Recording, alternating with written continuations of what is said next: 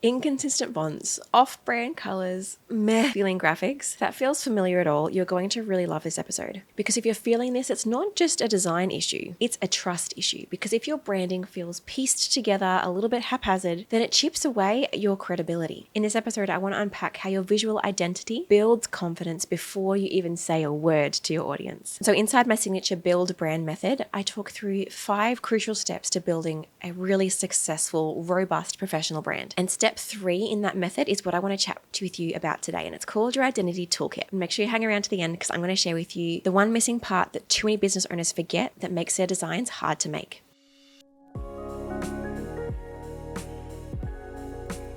So hi, if we haven't met before, my name is Jackie and I am your everyday best friend graphic designer, and I'm here to help you, a normal business owner who is not a graphic designer, learn how to make your own incredible professional brand. Because a brand can't just be an afterthought. It can't just be something that we do later or when we have more money or when we magically feel like it. It needs to be something that we think through at the start of our business, or as we're evolving our business, we need to refine it and make it even better. And that's where my build brand method comes in. This is a signature method that I use and I've created to make sure that every business owner, when they're creating their brand graphics, doesn't miss something that's going to mean that their brand looks unprofessional, takes them ages to create, and doesn't actually hit the mark for what their business needs it to be. Because branding has the power to attract the right audience, to tell people what you're like, what it's like to work with you, what your price point is, how professional you are, how trustworthy you are, all in a glance. And so this is part of a 3-part series I've been doing called the Build Brand Method. And the first part was on our brand base, so making sure that we're building our brand on a really strong foundation. The second part was unlocking your aesthetic, so working out what your brand actually should look like. If you haven't listened to or watched those 2 episodes, I highly recommend jumping back and doing that now, because this one is going to be a little bit tricky if you haven't done that foundational work. And so this third section, the third middle section of our pyramid of the Build Brand Method,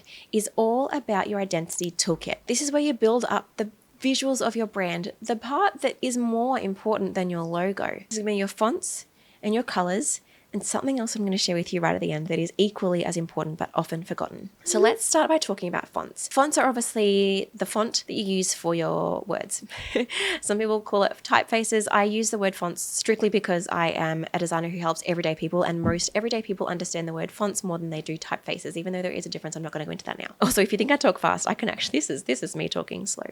Anyway, so fonts are really powerful because when they're done well, they are going to represent so much of your business. A font that is really rounded and relaxed and scribbly will have such a different feel on a brand versus a brand that uses a really clean, structured, thin serif font. These 2 brands are going to have very different feels. And if you haven't strategically considered which one your business needs, and you're just choosing, well, that font looks cute today, it means your branding isn't going to represent what your business needs it to represent. Because either just picking a font that looks pretty or just picking a default font because that's the first thing you spot on Canva, you just need to hurry up and spit a graphic out, it's not going to do your brand any favors. It's not going to make you look unique or interesting. It's not going to represent what you need your business to represent. And it's probably going to mean that you're not excited to use your brand, and it's going to make you put off designing graphics more, which means you're not going to show up as much, which means you're not going to get your business out there, which means you're not going to grow. And people wonder why I think design is important. It is so important. And so when you're choosing your brand fonts, you're going to want to base it on what you decided in the 2 previous parts of the Build Brand Method. Your brand base of what you need your brand to represent in terms of what you love and what you want your business to be communicating. And then secondly, on that next step of unlocking your aesthetic, of what did I discover in my Pinterest research stage of putting visual legs to these things? Did I find any fonts on Pinterest that really represented the luxe vibes I want my brand to have? Or did I find any fonts on Pinterest that really represented the playful, childlike fonts that I wanted to represent my branding? And then using those 2 steps to decide what fonts you're actually going to use and pairing them together. I'm not going to go into the whole ways that you choose the right fonts, but in essence, I recommend choosing 3 different purposes of fonts: heading,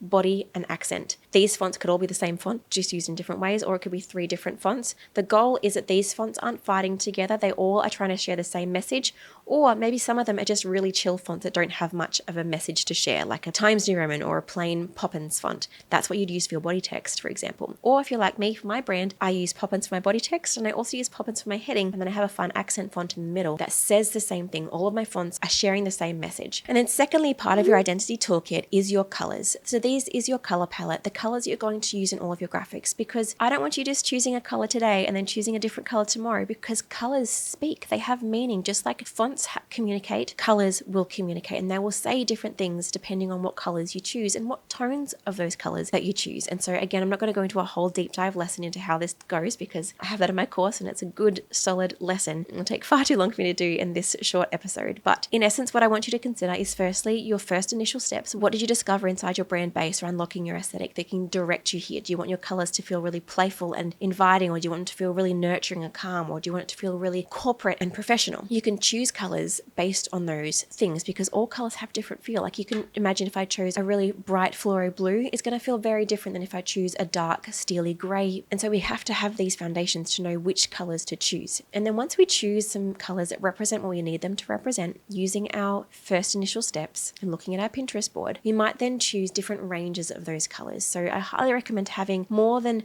2 colors in your branding, probably not more than 20, but it can range anywhere between those and still work. What you're going to need is, which is what I teach in detail inside my DIY Design My Biz program, which is my signature course for everyday business owners to learn how to do this stuff themselves without the overwhelm, without trying to piece everything together. But you'll need some mid colors. So this is like your classic color. So for me, it's like a purple kind of color. Then you're going to need lights and darks of those colors. So you might have a really, really light purple and a really, really dark purple. You'll also want some neutrals. So a neutral kind of creamy, whitey, gray kind of vibe. Doesn't have to be all of those three, but something in that light kind of neutral range. And also something in the dark neutral range, like a dark gray or a black or like a really dark blue, if that's more your brand vibe. And then after that, you might choose some accent colors. You might choose to have a green, and then you might choose, do I want lights and dark versions of that green? And you can add in as many colors beyond this as you want to, but having this as your base of having a main color, lights and darks and dark neutrals, is going to mean that your designs are actually usable. When your colors are, you just choose a couple, like 3 bright colors, you're going to find that when you get to doing an actual design, those colors are clashing against each other. So it's really important that you do this strategically. You work out, what do I want my brand to represent and how can I choose colors that do that? Your Pinterest section, your Pinterest searching here will help to reveal that to you. And then creating a color palette that's actually usable, that has enough lights and darks that you can use a light color on a dark, bright background and it's still readable. Because if your colors don't work together in a readable way, your designs are going to look rubbish,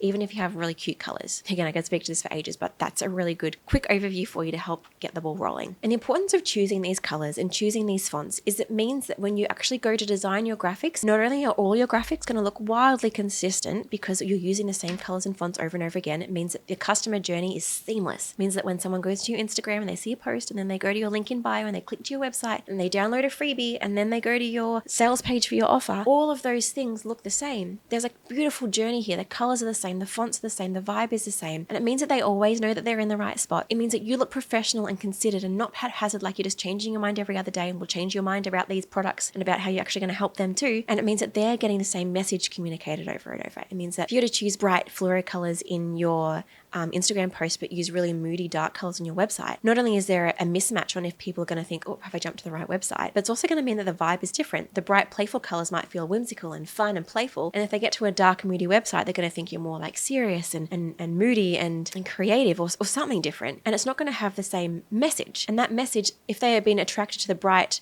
colorful vibe because they want something that's light and playful to work with, then they're going to be not vibing with the other vibe, and so that they're going to probably be less likely to work with you because it's not attracting them anymore. And so having consistency in your colors and in your fonts creates a whole beautiful brand journey. Your message is always the same, and it also means that it's so much quicker to design graphics. When I open up a Canva template, for example, it takes me 3 clicks to change all the fonts and all the colors to my branding fonts and colors. Then I just have to swap out the information, plus add in the bonus thing I'm about to share with you. But before I share that with you, I want to invite you to something very, very important. And plus, it's totally free. If you're sick of trying to work out how to build a professional brand on your own, professional graphics on your own, I want to invite you to my free masterclass called Design Tools to Get You to 100K online. This is for new and growing businesses that really understand that design isn't an optional thing in business. That is so important to get right because it's going to attract the right people. It's going to help you feel confident of your brand. It's going to mean designing is so much quicker so that you can put your time away from Canva and back into doing the work that you love. I'm going to teach you, a non-designer, the tweaks that are going to make your brand look instantly more polished and professional. Just head to whitedeer.com.au/design masterclass and you can sign up totally for free there, and we can hang out together and learn these things so you can see the real steps that you need to take to make your business really shine. And lastly, I want to share with you that bonus element of the third thing that you really, really need in your brand identity toolkit. and that is elements. Elements are illustrations, icons, patterns, photography, anything beyond your fonts and colors that is visual, because you can make decisions around these too. You can have a style and way that your patterns look. You can have a style of a photography that you might use in your business. You can have a style of the illustrations or elements you might use, like a little flower illustration. A flower illustration can look 5 different ways. So you need to choose what style yours is going to be, because again, each of the different styles you might choose has a different vibe. You might choose a 90s nostalgic look for one thing, and then if the next day, if you're choosing a really like thin line dainty gold illustration, they're going to look so different together and not be communicating the right point. And so what I want you to do is create a full element suite for your brand, the style of colors, the style of elements, icons, patterns, and photography you're going to use, so you can refer that over and over again and have a little library bank of graphics you can add onto your templates that make it just look wow, make it look like you, create